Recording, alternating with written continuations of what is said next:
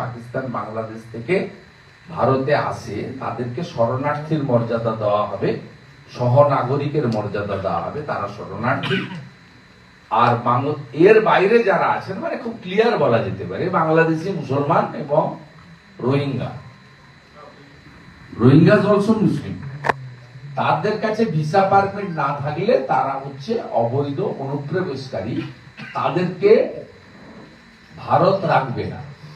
এবং এটা পশ্চিমবঙ্গে সবচেয়ে বেশি আমরা যন্ত্রণার মধ্যে আছি। অ্যাপ্রক্স 1 কোটি বা আরো বেশি হবে ঢুকে ভিতরে বসে আছে। সেই কারণে জনসংখ্যা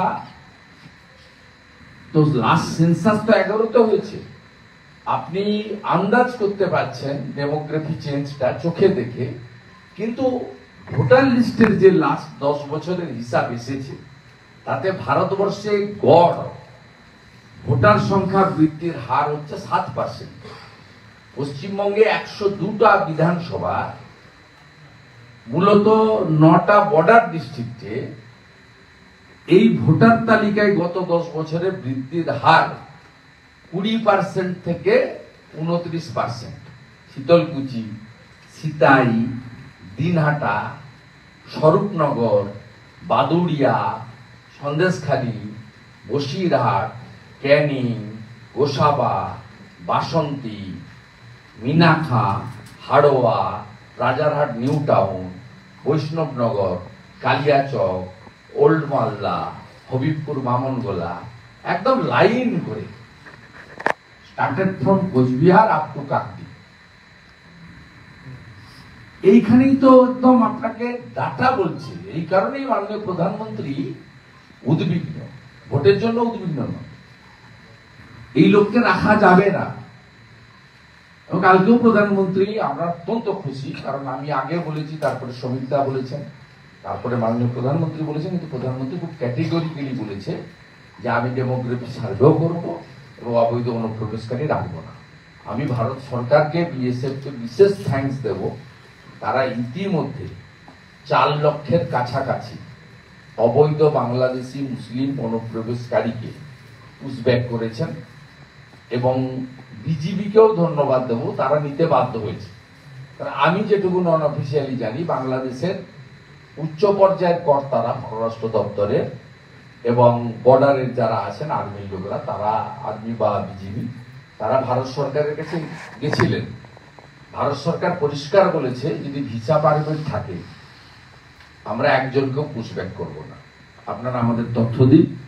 ভারত সরকার যে তালিকা ওদেরকে তুলে দিয়েছে, বাংলাদেশ সরকার লজিক্যালি নিতে বাধ্য হয়েছে লফুল্লি যে এদের কাছে ভিসা পারমিট নেই, কিন্তু এরা বাংলাদেশি নাগরিক।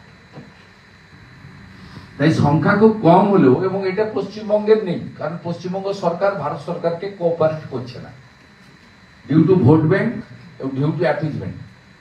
এই যে 4 লক্ষের কাছাকাছি পুশব্যাক হয়ে গেছে ইতিমধ্যে, এগুলো কিন্তু সাউথ স্টেট গুলোতে এবং মূলত দিল্লি, হরিয়ানা, ইউপি, মহারাষ্ট্র, গুজরাট, এই স্টেট গুলোতে সবচেয়ে বেশি কাজ করেছে মহারাষ্ট্র, গুজরাট এবং হরিয়ানা। তারা কার্যত তাদের এলাকায় সমস্ত লোক, এই লোকজনকে পুশব্যাক করার কাজটা তারা একটা মিশনের মাধ্যমে করেছে, একদম পুরো যুদ্ধের মতো করেছে।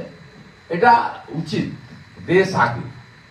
এবং এক্ষেত্রে আমরা বারে বারে বলেছি, ভারতীয় মুসলিম বংশ পরম্পরায় এখানে স্বাধীনতা দেশভাগের আগে পরে থাকা মুসলিম, এদের কোনো চিন্তার কারণ নেই, এদের সঙ্গে কোনো বিরোধ আমাদের নেই। এরা আমাদের ভোট দেয় না ধর্মীয় কারণে, আমরা জয় শ্রীরাম বলি, আমাদের হিন্দুদের দল বলে, মোদীজি কিন্তু সব বেনিফিট সবাইকে দেয়, ওটা বলে আমার অধিকার, আর ভোটের সময় বলে বিজেপি মানে হিন্দুদের দল।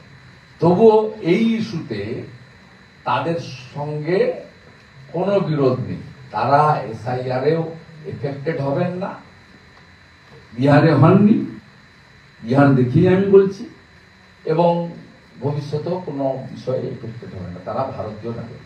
এখানে বিরোধিতা তো চলছে, এসআইআর নিয়ে যে বিরোধিতা, সেটা ওরা বিরোধিতা যা পারে করবে। সুপ্রিম কোর্ট, মহুয়া মৈত্র বলুন, বিহারের বিরোধী দলগুলো বলুন, বা এখানে পশ্চিমবঙ্গ সরকার যে যুক্ত হয়েছে এসআইআর এর মামলায়, স্টে দেয়নি। বিহারে ড্রাফট ভোটার লিস্ট পাবলিশ হয়েছে, যাদের নাম বাদ গেছে তাদের নাম পাবলিশ করে দিতে বলেছে, ক্রিস্টাল ক্লিয়ার হয়ে যাবে। এবং আমি আপনাকে বলছি, ইলেকশন কমিশন ঠিক প্রপার টাইমে এসআইআর ঘোষণা করবেন, এবং নো এসআইআর নো ভোট এটা আমাদের দাবি বা আবেদন। এবং 4 ধরনের লোকের নাম থাকবে না: মৃত, ডবল ট্রিপল এন্ট্রি, আপনার false voter, non existence voter, এবং অবশ্যই বাংলাদেশি অনুপ্রবেশকারী মুসলিম এবং রোহিঙ্গা।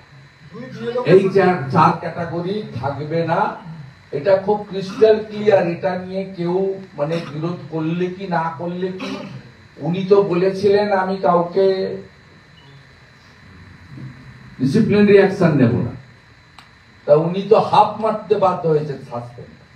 এই ভ্যারও মানতে হবে, ইলেকশন কমিশনের ফুল বেঞ্চ তো প্রতিদিন বসে না, তারা যেটুকু আমরা জানি তারা সপ্তাহে 2 দিন বসেন, এবং ইলেকশন কমিশনের কোন নির্দেশ পরিবর্তন তারাই করতে পারেন ফুল বেঞ্চ, সেই পরিবর্তনটা মমতা ব্যানার্জি করতে পারেন না।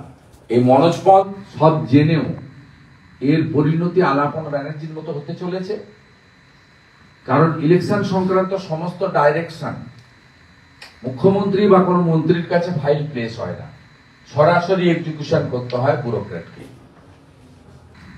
এক্ষেত্রে খুব এক্সেপশন তারা করেছেন। ইলেকশন কমিশনের ফুল বেঞ্চ সপ্তাহে 2 দিন বসেন। আমি সোফার my knowledge through media sources 29 তারিখে ইলেকশন কমিশনের ফুল বেঞ্চের মিটিং আছে। আমি আশা করব ইলেকশন কমিশনকে যেভাবে চ্যালেঞ্জ করেছেন মনোজ পন্থ বা মমতা ব্যানার্জি, ইলেকশন কমিশনের দায়িত্ব, তাদের যে সাংবিধানিক ক্ষমতা আছে সেই ক্ষমতাটাকে বজায় রাখা। বাবা সাহেব আম্বেদকর যে ক্ষমতা ওনাদের দিয়ে গেছেন, এই ক্ষমতাকে কাটেল করার, চ্যালেঞ্জ করার ক্ষমতা কারোর নেই। তুমি যত বড় প্রভাবশালী লোক হোক না কেন, যত বড় বিত্তশালী লোক হোক না কেন, আমাদের দেশের সংবিধান ফাইনাল বাবা সাহেব যা তৈরি করে দিয়ে গেছেন। আমরা হোপফুল যে ইলেকশন কমিশন খুব স্ট্রং অ্যাকশন নেবেন, এবং লফুল্লি অনেক অপশন রয়েছে। ইলেকশন কমিশন ডাইরেক্ট দিল্লিতে এফআইআর করতে পারেন, ইলেকশন কমিশন তার যে কলকাতা অফিস, পশ্চিমবঙ্গ অফিস, সেই অফিসকে দিয়ে করতে পারেন, মনোজ পন্থের বিরুদ্ধে ডিসিপ্লিনারি অ্যাকশন নিতে পারেন, অনেক কিছু তারা করতে পারেন। অ্যাম্পল স্কোপ রয়েছে, এটা সবাই জানে। আমি বহুদিন ধরে MP MLA, I know everything. অর্থাৎ ইলেকশন কমিশনকে চ্যালেঞ্জ করা মানে সংবিধানকে চ্যালেঞ্জ করা। আর আমি আপনাদেরকে বলে দিচ্ছি, নো এসআইআর নো ভোট। আপনাদের বেশি